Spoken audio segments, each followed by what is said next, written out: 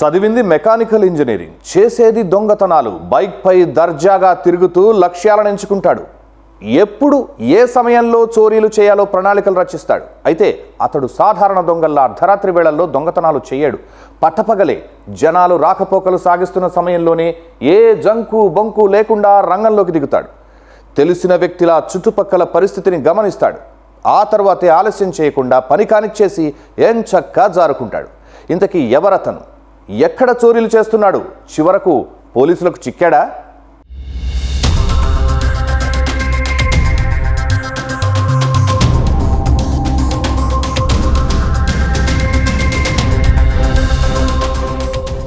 Kakinada Recharlapeta Burma కాలనీకి చెందిన 31 ఏళ్ల ములపర్తి దుర్గాప్రసాద్ పాలిటెక్నిక్ విద్య పూర్తి చేశాడు. కొంతకాలం దుబాయ్లో ప్రైవేటు ఉద్యోగం చేశాడు. అనంతరం ఉద్యోగాన్ని వదిలేసి కాకినాడకు తిరిగి వచ్చిన దుర్గాప్రసాద్ ఈజీ మనీకి అలవాటు పడ్డాడు. ఆన్లైన్ గేమింగ్, షేర్ మార్కెట్ ద్వారా సులభంగా డబ్బు సంపాదించాలనే ప్రయత్నాలు చేశాడు. అయితే వాటిలో నష్టాలు రావడంతో దొంగతనాల బాట పట్టాడు. తాళాలు వేసి ఉన్న ఇళ్లను లక్ష్యంగా చేసుకుని బైక్ పై తిరుగుతూ రెక్కి నిర్వహించేవాడు. ఇంట్లో ఎవరూ లేరని నిర్ధారించుకున్న తర్వాత తాళాలు పగలగొట్టి లోపలికి ప్రవేశించి చోరీలు చేసేవాడు. 2024 నుంచి ఇదే తరహాలో వరుస దొంగతనాలు చేస్తున్నప్పటికీ ఇప్పటి వరకు ఎక్కడా పట్టుబడకపోవడం, అతనిపై ఒక్క కేసు కూడా నమోదు కాకపోవడం గమనార్హం.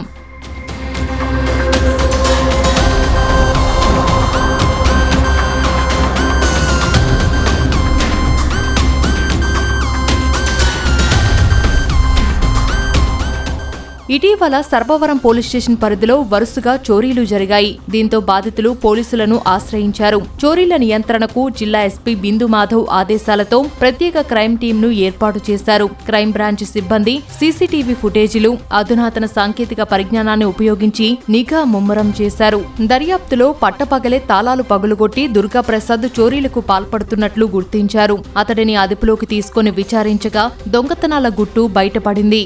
దుర్గాప్రసాద్ కాకినాడలోనే బర్మా కాలనీలో నివాసం ఉంటాడు. ఇతను డిప్లొమా కంప్లీట్ చేసి మ్యారేజ్ అయిపోయిన తర్వాత కొన్నాళ్ళు దుబాయ్లో ఉద్యోగం చేసి అక్కడ ఉద్యోగం మానేసి ఇంట్లోనే ఉండి ఈ దొంగతనాలకు అలవాటు పడ్డాడు.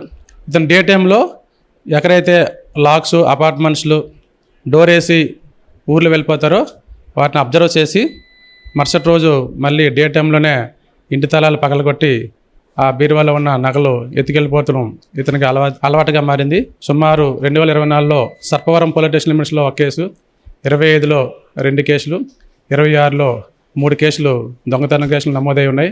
మొత్తం ఈ 6 కేసుల్లో కూడా ఈ దుర్గాప్రసాదే నేరస్తుడు. సీసీ కెమెరాల్లో అతని నడవడిక, అతను సీసీ కెమెరాలో క్లియర్గా ఐడెంటిఫై చేయడం వల్ల అతను మా క్రైమ్ స్టాఫ్ పట్టుకోవడం జరిగింది. మొత్తం 6 కేసుల్లో కూడా 225 గ్రాముల బంగారం సుమారు మార్కెట్ రేట్ ప్రకారంగా 32 lakhs రికవర్ చేయడం జరిగింది.